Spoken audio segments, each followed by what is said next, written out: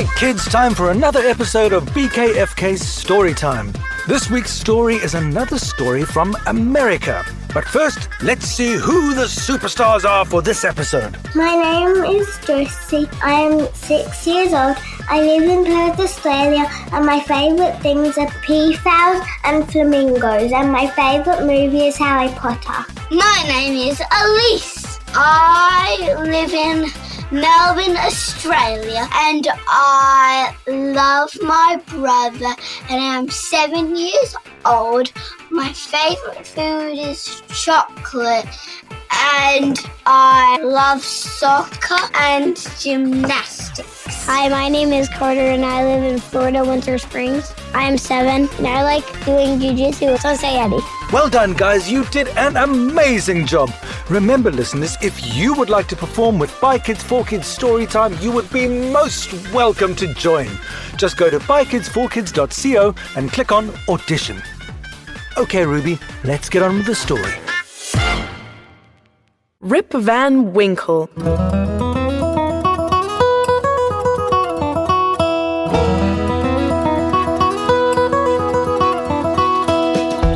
Long ago, in a village at the foot of the Catskill Mountains, there lived a man named Rip Van Winkle.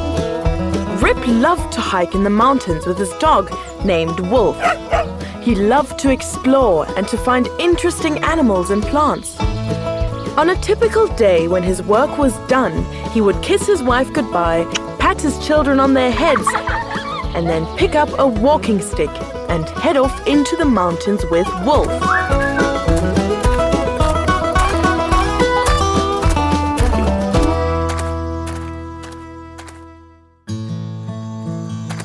One evening, while he was walking, he heard a voice calling out, Rip Van Winkle. He looked around and saw nothing.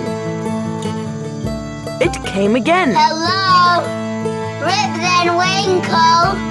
It seemed to be getting closer. Rip looked everywhere, but only saw an old crow sitting in a tree. My imagination must be playing tricks on me.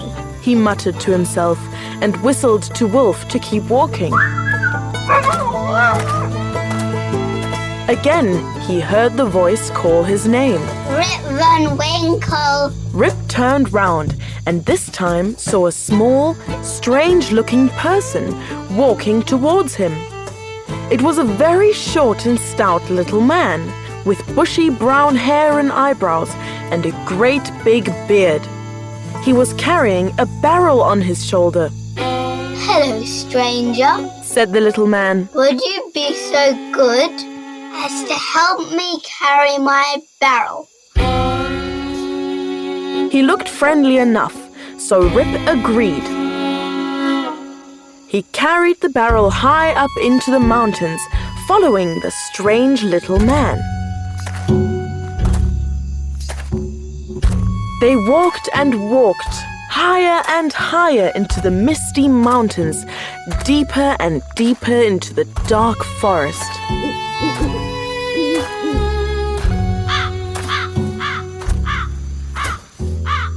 Eventually, they came to a clearing in the trees. There was a group of small men who looked just like his new companion.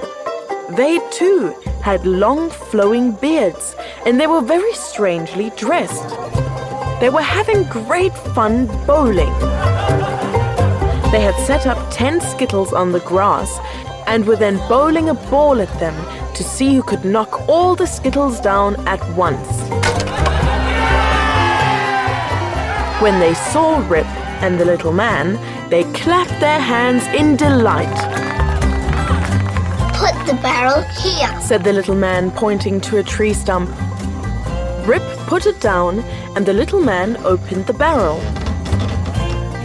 The others all cheered and filled their cups in the barrel.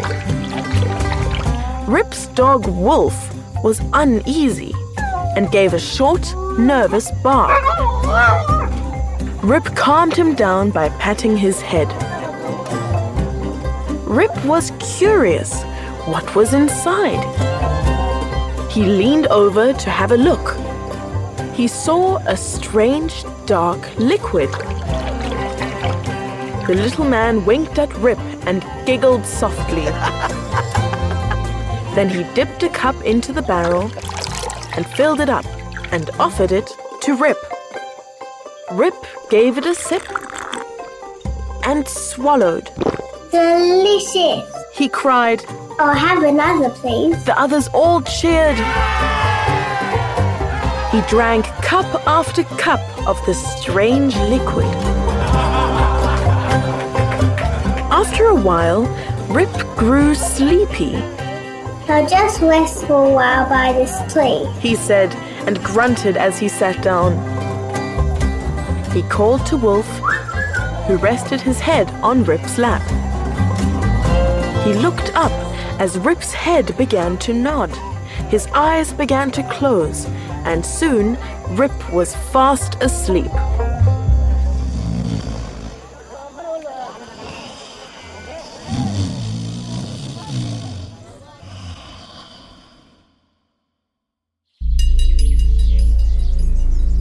When Rip woke up, the sun was high in the sky. Oh dear. Rip thought to himself. I must have slept there all night long. What will I tell my wife? Rip called out for his dog. Wolf! He yelled, Wolf! Come here, boy. but Wolf didn't come. He must have gone off chasing a squirrel or something. Oh well, he knows the way home. He set off back to the village.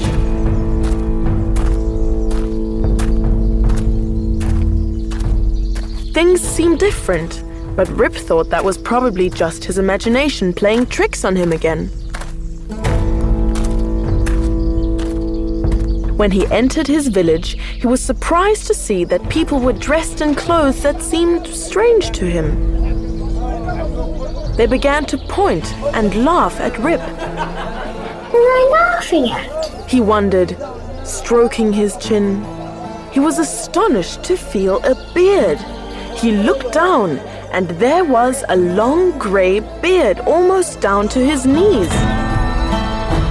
He gasped when he saw that his clothes were in tatters. He looked around in shock.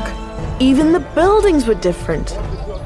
Some had different paint from before, and some new ones had been built.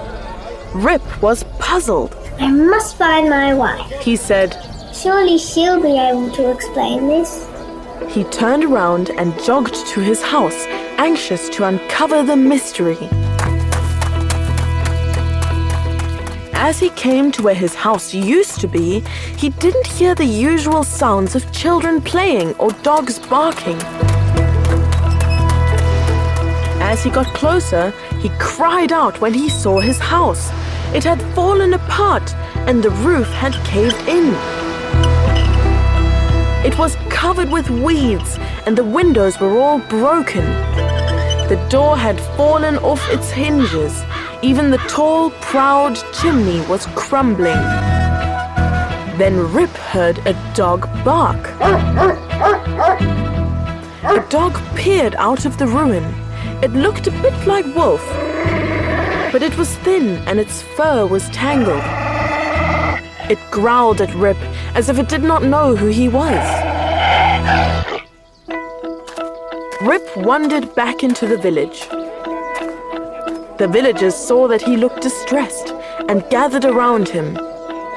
Who are you, stranger? A concerned-looking man asked. I mean no harm. Said Rip. Why are you here? Asked the man. Well, this is my home. I've lived in this village all my whole life. Is that so? Said the man suspiciously. Then name the people who live here. There is my friend, Nicholas Fedder, and also Ron Dutcher. Nicholas Fedder has been gone for years, Said the man. and Ron Dutcher went off to war. Rip's jaw dropped. What could have happened? Then he saw a woman who looked familiar.